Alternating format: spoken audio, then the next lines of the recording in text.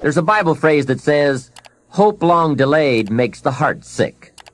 It's a sickness. I used to have the illness known as passive hope. It's bad. And there's one that is even worse, and that is called happy hope. That is really bad. The man is 50, and he's broke, and he's still smiling. That's bad. So get serious. Make plans. Put them on paper. My suggestion from experience. There's a phrase from the Bible that goes, without dreams and vision, we perish. How true. Humans have this unique ability to aspire, to dream, to go for something, to become something. Without that, life is not life. We must have dreams and never give up on our dreams. I'd like to share with you some further observations I've made on goal setting. Understand that your goals, whatever they are affecting you all day long. Your goals affect your handshake, your attitude, how you feel. Your goals affect how you look, how you dress, how you walk, how you talk. All day, every day. Your personality, conversation, activity. It's all affected by your goals. I asked a man one time, what are your goals for this month?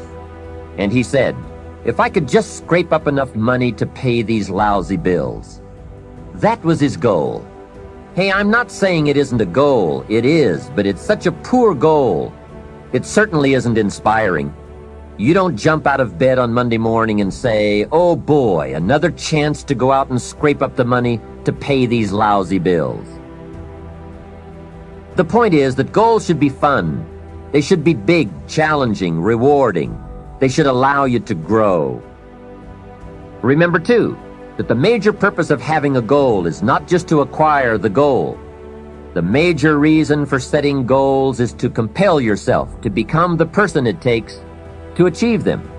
In other words, attaining the goal is of secondary importance. What's far more important is what you become in the pursuit of it. It's easy to pull things back. It's very hard to ramp things up. And I'd rather start with something that's too big and pull it back into reality than start with something that's so easy that you can't really get it up. For example, don't set your goals realistically, set them entirely unrealistically. I mean, shoot for 80 and be disappointed when you hit 70, as opposed to shooting for 20 and being ecstatic when you hit 21. We beat our goal. Yeah, but it was a very low goal. I think to be frustrated and achieving something rather than ecstatic and achieving less is a better way to live. Not to mention you achieve more. I'm a great believer in that the greater good, like those things are like so big, they're ridiculous. I mean, like, my goal is a 100-year goal is called world peace. So daunting, but that's the idea. If I fail, and I certainly won't achieve it in my lifetime, I like to think that what I'll contribute towards that ridiculous, idealistic, nonsense goal will be more than if I say, if I can just be happy by myself in my little house, Right. I mean, that's nice and all, but that's good. I like the idea of contributing to your neighbor as well.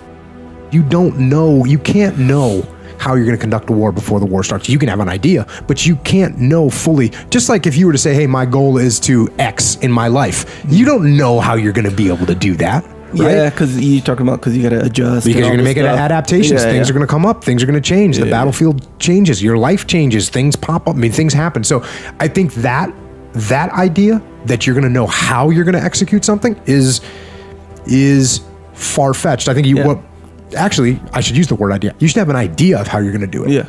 You should have an idea like, okay, well, this is what I need to get done. Mm-hmm. This is what I want to achieve in my life. Yeah. I want to do this. Mm-hmm. What's a simple one? I want to own a house. That's a simple one. That's a good place to start. Yeah. I want to own a house. Okay, well, let's think about how we're going to get there. Mm-hmm. Let's think about how we're going to get there. You have to build your credit. How do you build your credit? You have to borrow money. Some people, they go to buy a house, they've never borrowed money before. You can't borrow money if you've never borrowed money. You can't borrow money for a house if you've never borrowed money for a car or some smaller object before. So you got to establish your credit, then you got to have 2 years worth of income, then you got to have a big fat down payment sitting ready. So there's things you got to do. There's things that you got, now that might change along the way. The idea is that you got to move towards that goal. But that's what was so nice about hearing the Vietnamese commander's intent. Get close, split them up. Boom, you go make that happen. Hey, guess what? You want to buy a house one day? Save money, have good credit. Okay, well, you got to make money. How are you going to make money? You might make it driving Uber. You might make it delivering pizza.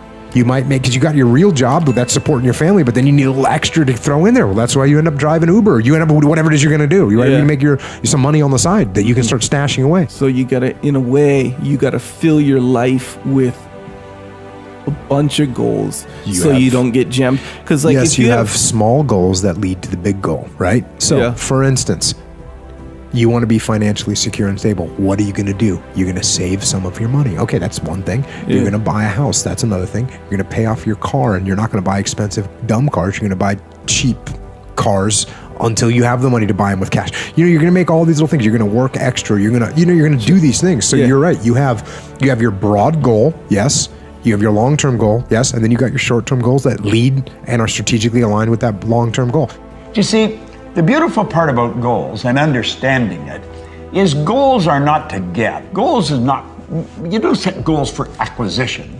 You set goals to grow. You set goals to reach inside and stretch and go where you've never been.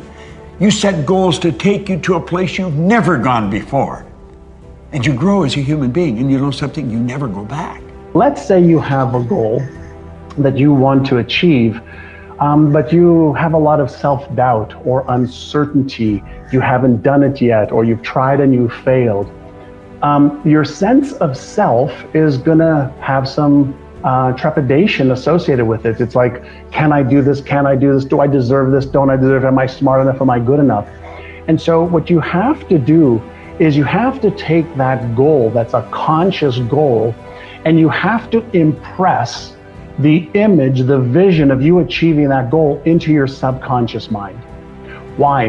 Because the parietal lobe is part of your subconscious sense of self, and you've developed your sense of self over the last 30, 40, 50, 60, 70 years, depending on how young you are.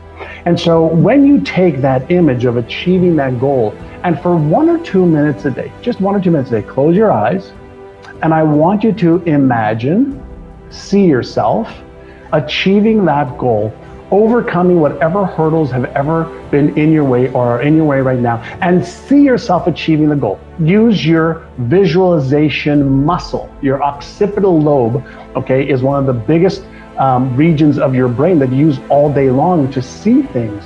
So when you use this just little technique of visualization, just see yourself and feel yourself achieving that goal, you start to override the existing self-image and identity that's there. 1 to 2 minutes a day is all you need to see yourself doing that. The people who took their goals out of their head, wrote them down with one little piece, which I'll share with you in just a moment, were 50% more likely to achieve their goals than the people that did not achieve their goals.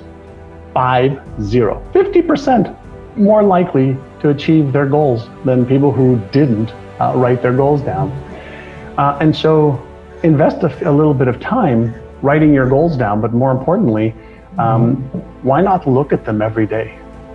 Just to cognitively prime your brain on what it is that you want, right? So when you have your goals and you look at them every day, you're actually not just reinforcing, yes, this is what I want, giving your brain an instruction to focus on everything in your physical world and even in your imagination that can help you achieve it, but you're priming your brain to move from conscious to subconscious by the simple act of reviewing it every day. One of the most valuable exercises you can engage in when setting goals is to ask yourself, what is my limiting step? What is the one factor that determines the speed at which I achieve my goal, or whether I achieve it at all throughout my personal development? Your ability to identify your limiting step is one of the best demonstrations of your intelligence and a step toward building self-confidence. Your capacity to eliminate this limiting step is one of the best demonstrations of your overall competence in achieving anything you want. In studying everything that has been written or said about personal development and success, the conclusion I came to was that your level of self-confidence is probably the critical factor in everything you accomplish. When you have enough self-confidence, you will try almost anything. Because success is largely a matter of averages or probabilities, the more things you try, the more likely it is that you will achieve greatly. The same is true for you. By setting goals, trying more things, engaging in more activities, and exploring more opportunities, your probabilities of success increase dramatically. The only real limiting step that you might have is your level of self-confidence. When you reach the point at which you believe in yourself absolutely, the barriers that exist in your external world will not stop you. The major obstacles to success always lie within the mind of the individual. They are not contained in external circumstances or situations or people. By building self-confidence, you win the inner battle. The outer battle seems to take care of itself. I've learned 3 important ideas for building self-confidence. First, accept complete responsibility for yourself and for everything that you are and ever will be. Second, accept that you can change your situation only by going to work on yourself and learning the things you need to know in order to be better. Third, setting goals with timelines for the things that you want and then working on them every day to bring those goals into reality builds your self-confidence.